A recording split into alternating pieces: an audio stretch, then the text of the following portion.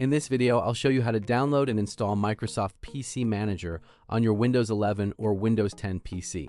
Let's get started. First, open your web browser. In the address bar, type PC Manager.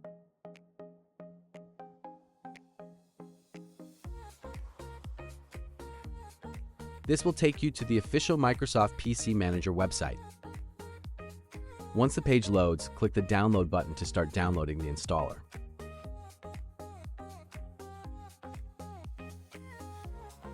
After the download is complete, open the installer file from your Downloads folder or by clicking it in your browser. If Windows asks for permission through User Account Control, click Yes. The installer will launch and automatically begin installing Microsoft PC Manager. This usually takes less than a minute.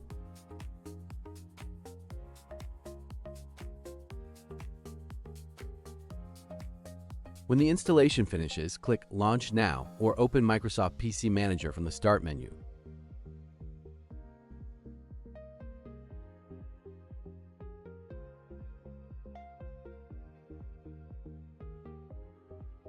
Feel free to explore the tools to keep your Windows PC running smoothly.